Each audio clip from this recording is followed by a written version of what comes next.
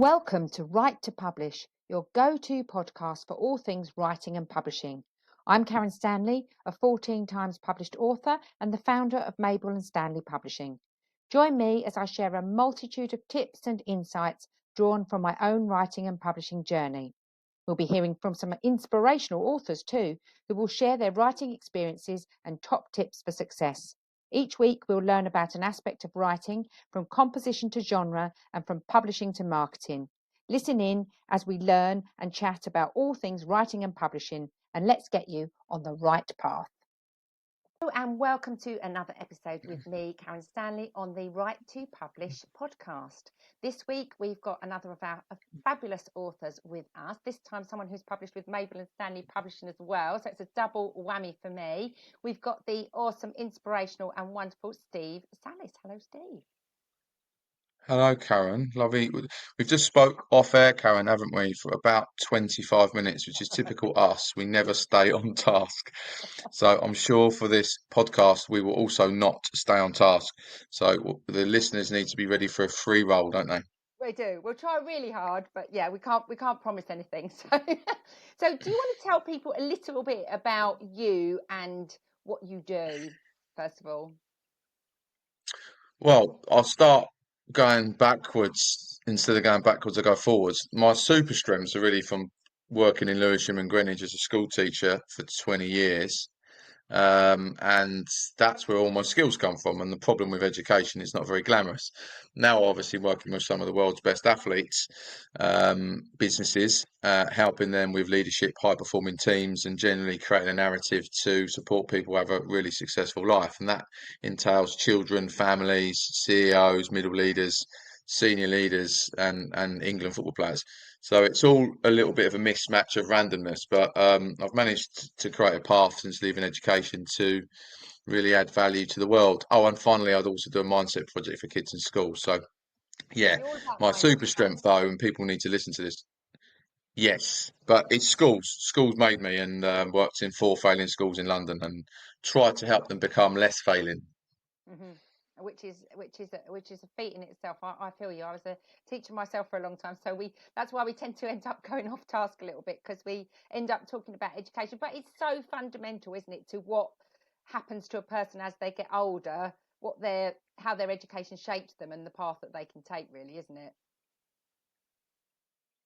Yeah, and the word used is sort of schema, how people think in terms of their cognitions, and I suppose like how people's belief systems, what they believe, and their self-efficacy to achieve. So a lot of my work is creating psychological safety for people to share with me their true authentic self, and that requires high EQ, not IQ. And if you're not familiar with the term and the acronym EQ, it means emotional intelligence. And as we know, that's one of the biggest missing links in the modern world. So the book, which we're going to discuss shortly, I'm sure, is really based around just be that person that says sensible things every day, Karen.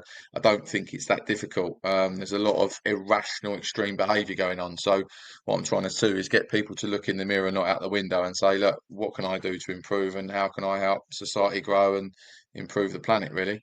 Yeah, that's it. That's it. So come on then. Come on then. Tell us about your book. What's the title of your book, That's first right of here, all? Karen. I've Get got the whole two. No, I've cast got two happy, books, Steve. Karen. So that's probably easier. I can't say it. I might get told off. And You're all right. obviously the Go hard into copy, and that then I had the happy paper and copy. So I'm over the moon. yeah. Yeah, very happy. Texted you yesterday, didn't I? Saying the hard copy's great. So how not to be a leadership dickhead and build a high performing team. Really, it's about my experiences and my journey of education, business, and professional football, and how many dickhead leaders I've met, and how I now help them. Obviously, I'm very privileged to work for UEFA now as a consultant, working with all of the world's best managers and trying to give them a narrative to be able to really add value to the teams and staff that they support. Mm. And then, yeah, just education, business, and sport. I'm in a real niche position where I've worked in all three. So I've obviously gone into business and assumed they'd be really high performing, and then I've realised that actually they're not high performing, and I've got a real marketing business as well. So, as you know, I speak at events around the world talking about how we build high performing teams. So, hence the name of the book. Yeah. And because it's, I mean, whether you work in education, whether you work in business, these are all transferable skills, aren't they? Like you can be a good leader in every walk of life, or you can be a terrible leader in every walk of life. It's just about really being the best version of yourself. I think really is the ultimate message of the book, isn't it? Yeah, but there's also themes on, I mean, I would call that character, not caliber, and Mm, someone's technical skills. I've got a theme in the book called the Peter Principle, where if you imagine great teachers in the classroom then get promoted to a level of middle leader and then they can't lead people, but they're really good in the classroom. If you look yeah. at lots of people in government these days, they get head of office and then they get promoted and then they can't cope, they're out their depth. Mm, So the Peter Principle was spoken about in quite big depth about you eventually get promoted to a level of incompetence. So I mm, do think, yes, that there's a lot of character, but the caliber bit and the technical detail and knowing about the narratives of and the science of effective leadership. And I suppose I'll share this with you. One of the questions I ask on my corporate training is there a science to effective leadership? Discuss. mm, And it still baffles me how some people say no, and then obviously we get into critical thinking where people then challenge the word science, and then mm, I then bring in the word social before the science, and the science of social science has pretty much been proven that high performing teams is a science.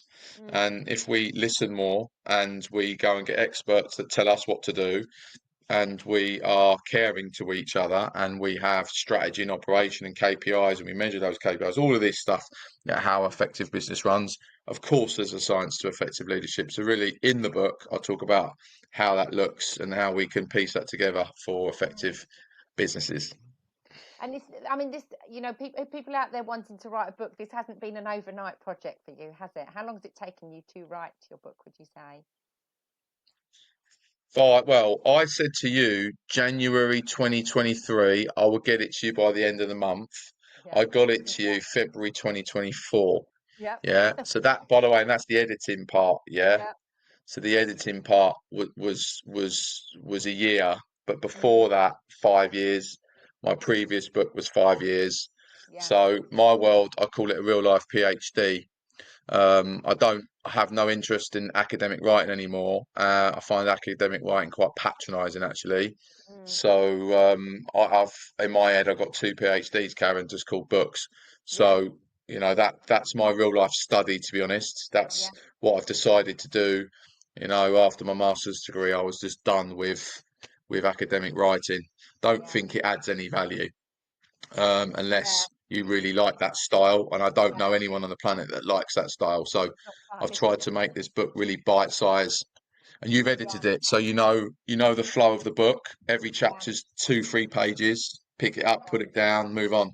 Yeah, which does make it readable, and it kind of, it's very reflective of your passion for the subject, which I think, whenever I work with authors, particularly on business books, it's really important to be authentic and for that kind of passion to shine through, which I think that absolutely does in your book. So my next question was going to be why you decided to write the book, and I think you've answered that a little bit. Why was it, what was the ultimate decision that caused you to write your book, really? Because you've written a book before, We've haven't all you? worked, yeah, but we've all worked under bosses that change your life, are in the middle or don't care, like a third, and a third. Mm, And then I've changed careers. I worked under 11 head teachers. Let me start with this. I worked under 11 head teachers in secondary schools. Three of them changed my life. They were game changers. They were on it mm, ethically, morally, strategically, operationally, absolutely on it. Eight of them were nicking a living. yeah, Just, head teacher. Oh, wow, you must be really good. No, you're not. no, And then I've moved on to professional football, and I've just witnessed people just interrupting you every day and not even listening to anything that you're saying. And that's not everyone. That's just again a third, a third, and a third. And then I've obviously experienced draconian, autocratic, narcissist bully as well, who I've worked directly under. So along that journey, you realise what's right and wrong. And I think this is really important that I share this. In the book, I've got a chapter called The Lion of Pride, and no one would ever have heard of it because I just made it up in the car. And I think sometimes in life, our line gets moved. mm, Now, we know the difference between what's right and what's wrong. We all do, society does.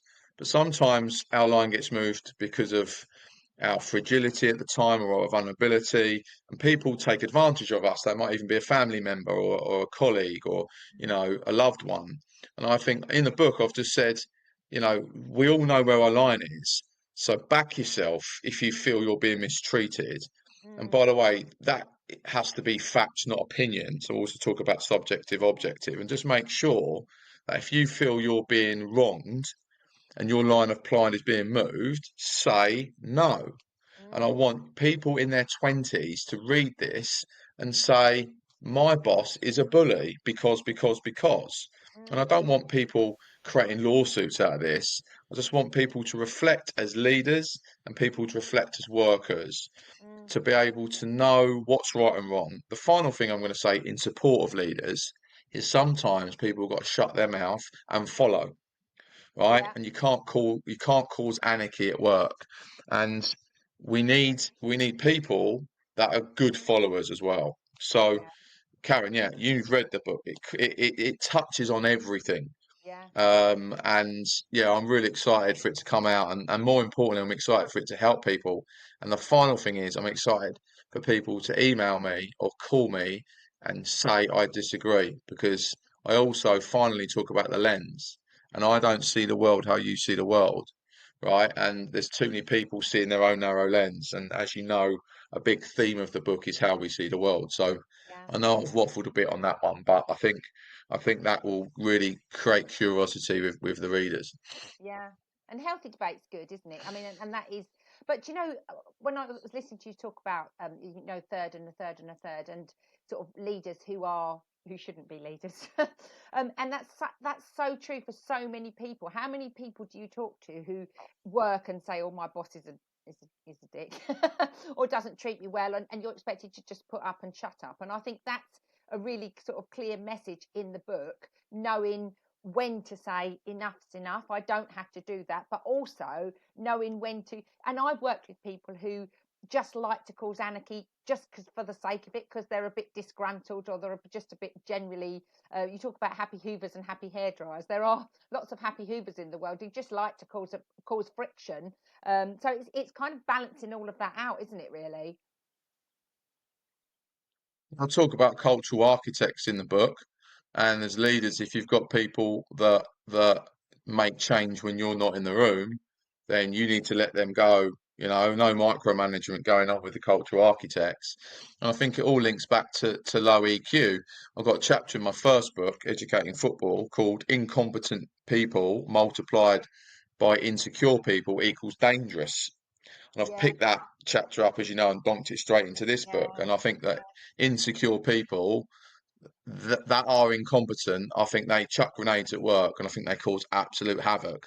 So yeah, and then that then feeds into one of the chapters about gossip gurus and the low EQs, and so yeah. yeah, it's hopefully there's a bit of humour in there. I mean, the readers may or may not like this. There's a few f bombs in there.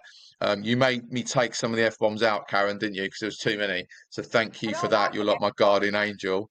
I like an F bomb, but even I was Yeah, like, but no, there's quite a few, weren't there? There's quite a few.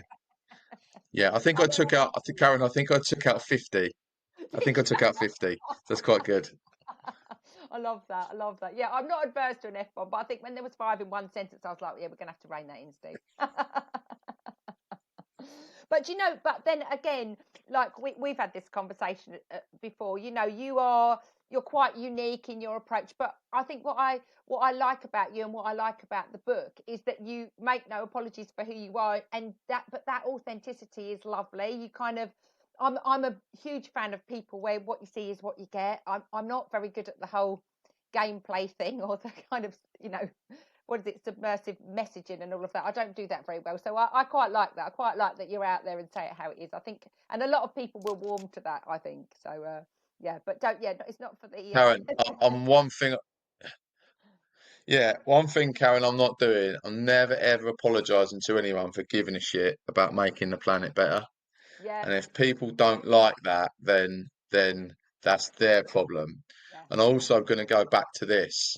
every single person, yeah, and I mentioned this in the book, has had a school teacher that changed their life, and a Without a school doubt. teacher which was objectively rubbish. Yeah, and Yeah, that school teacher that changed your life has got the same qualification as the one that's rubbish, and they get paid the same amount of money. yeah, And when I was a yeah, young 21-year-old teacher, I was so confused, thinking you've got a doctorate and a PhD, in education, and you're yeah, rubbish, and the kids are destroying you, and then you're a teaching assistant and you're changing lives, and then you're not getting paid the same. Now I get, like, listen, we don't want to open a can of worms with that one, but self-awareness, look in the mirror and not out yeah. the window. And if you've got a degree, yeah, which says you're good with teaching children, guess what? In my eyes, you've got to teach children, right? And not get involved in call them the low EQ crew. They just haven't got the low EQ crew, haven't got the awareness to know that actually they're not very good. The final thing, I did fluke the self-awareness bus. Remember, I worked in Lewisham and Greenwich, and the kids would say to me at 21-year-old, Sallis, your lessons are shit, mate. Yeah. And most middle class schools, yeah, the kids wouldn't go, sir, your lessons aren't very good, would they? Make you feel bad. So I'm very grateful, and Powley will love this. He's an old colleague. Kids would go, Sir, Powley's lessons are better than you, Sally's. Powley's lessons are better than you. And I'd be a dagger. So I'd be Yeah, driving home Friday, devastated. What can I do better to yeah, not be the downgrade? Which is yeah, another theme in the book. yeah. But do you know what? But then, and I love that. I love that kids are they're your harshest critics, aren't they? Because they're brutally honest. But I think that's probably why you've gone on to do what you do. Because some people might have gone, well, that's their problem, not mine. But because I think you are quite a self-aware person, and because you are committed to being the best you can be and wanting to do better, it's all about taking on feet, however it's offered, whether it's your lessons are shit or whether it's given a little bit more kindly. It's about taking that feedback on board and listening and kind of actually acting on it, isn't it? That's the point. But Karen, come on. I'm not even having any credit for that. How weird would it be to keep going into work every day and getting mugged off, yeah, and then not reflecting? So Well, you're you would saying, be oh yeah, surprised. I think that's common sense, Karen. I think anyone that enters a profession called education that doesn't have an open-minded approach to themselves and other people, you're in the wrong job, right? Yeah, I mean, yeah, and I think you well, you probably wouldn't, but I think people would be surprised how many people don't have that, which is a bit scary, isn't it? That's a whole nother topic. But I've met quite a few teachers who didn't have that, which goes back to your earlier point that perhaps they are in the wrong job. So, with regard to the writing, what would you say the writing and the publishing process? So, people who are listening to this podcast, there's a lot of writers or people who would like to write a book, or people just starting on their writing and publishing journey listening now. What would you say have been the biggest challenges with the writing and publishing process? I know you've touched on a few of those, but what would you say were the most challenging moments for you? Well, let's bring you in here. An expert hires an expert. So I found you via recommendation. So that's changed my life, really. I'm also going to mention you here because I remember our first conversation. You gave me an hour of your time, and some people give you an hour of your time, then say the invoice is in the email, and you didn't do that. And immediately I'm like, I like that. Mm, I can work with this woman. And as you know, I had a few big publishers sniffing around, and I decided to go down respectfully down your route where it's more intimate. I get told the truth. I get to be my own sort of creative, and you didn't stifle my creativity. So yeah, I'm grateful to that. You also told me the truth. I mean, me and you were not shy telling each other the truth. We're still growing in our relationship, but we're straight, and that's cool. mm, So that was helpful to me because you would just message me and go, "Don't do this, don't do that," and take that out, and that makes no sense. So I'm very relaxed about that. And I say in the book, Karen, an expert hires an expert. So no, the I hope I gave it to you. I will say this better than many people. I mean, there was a real year's worth of editing myself before I gave it to you. So my advice to anyone is like if you want to write a book, first you go to Karen. Secondly, if you want to write a really good book, you've got to put your own work in. And like yeah, I know that this book's going to be successful. I just know it is because I know that the content in there is powerful, and I know it can change lives. It's theoretical and applied. And I think like if we relate this to your skill set, yeah, there is a science to creating a good book, right? Mm, And mm, I don't know what that science is compared to what you know, right? So again, the process is listen, plan, do, review, really. Me give it to you, you look at it, take it back, get a few opinions. I pulled you on a few things and you pulled me on a few things, and mm. it was all quite relaxed, really, but we still got to say the truth about what we want, yeah? Yeah, and I do think I've worked with lots of authors now and lots of kind of aspiring authors, and lots of people are quite surprised by the editing process. I mean, it's not for the faint-hearted, is it? I mean, it's sometimes harder than actually writing the book. And if you've written a book, I've had people who I've worked with who I've edited it and then sent it back to them, and they're kind of a little bit surprised that they've got to read it again.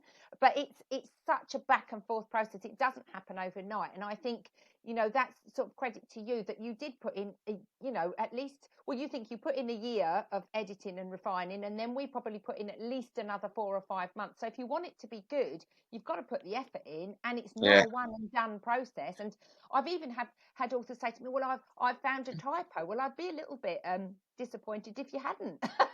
Because it's a constant evaluative process of kind of tweaking, refining, and that doesn't happen overnight, does it?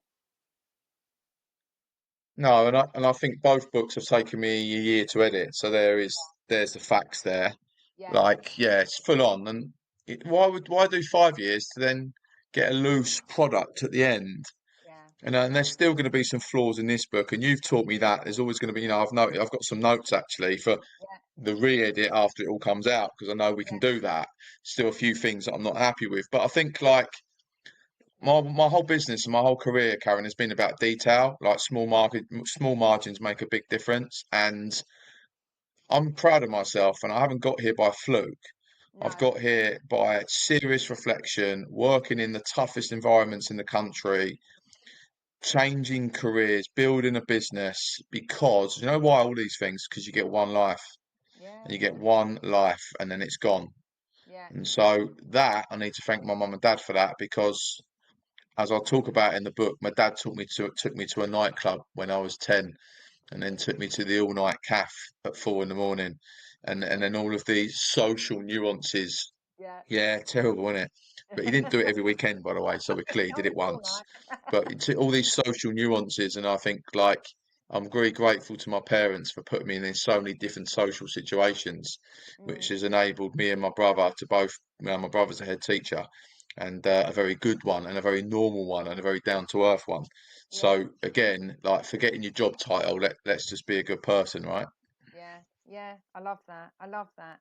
And so, sort of, my final questions are: firstly, what's the best thing about writing this book, and what do you hope? I mean, and you've touched on this a little bit, but what's your main hope or vision for the book?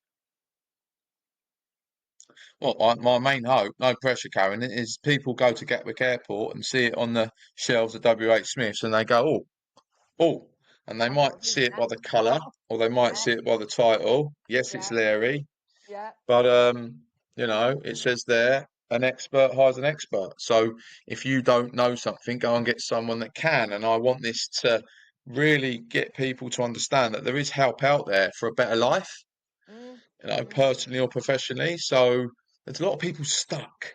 I've had yeah, times where I'm stuck. There's a lot of people yeah, stuck, and sometimes we just need a bit of help. So that's really what I want. I want people to read it and go, "That's really helped me." That's it. yeah, That's all I yeah. want. That's excellent. And I have to say, some books I edit, and I enjoy edit, but some books I enjoy editing more than others. And yours was definitely, as I was reading it, I was thinking, I need to think about that, or making notes of my own. So I thoroughly enjoyed editing it, and I know that people are going to love it. So if you haven't, Steve's book is launching on Thursday, the 6th of June, which, as we record this, is tomorrow, big D Day tomorrow. But if you listen to this on the replay, then the book will already be out, and you really should get yourself a copy of How Not to Be a Leadership Dickhead by the lovely Steve Sallis. Will be available on Amazon. And but Uh, but Go on. Karen, and build a high performing team. Yeah, Sorry, and and build build a a high performing team. high. Yes, yes. I That's forgot the because that's the subtitle. key bit. That's the key Yeah, bit. It is true. So yes, Karen, I think it's important I end it with this. Thank you on the record for your commitment and Danny's commitment to my project. You know, it's become our project, but I'm grateful to your diligence and your humour too. So yeah, we've laughed as well, and I think, Yeah. as I say, I think I say in the back of the book, I say it's important to have a bit of humour, isn't it? Like you Well, can't take ourselves too seriously. So laughter I'd is highly great. recommend Karen, by the way, everybody. Get Karen if you want to write a book. There's a book in everyone. Get Karen in your life. Thank you. Well, I appreciate that. You've been a dream client. You've been fabulous to work with, and I do like that. Yeah, we have managed to laugh a bit. I'm a huge fan of laughter. I think life would be a little bit grey and dull without it, wouldn't it? So, thank you to everyone to listening. If you want to get in touch, you can get in touch with me, Karen Stanley at mabelandstanley@outlook.com. If you are thinking about writing a book, just as Steve has done, and if you haven't got your copy, get yourself onto Amazon because it will change your life, I'm sure. Thank you for listening, and I'll see you all again next week.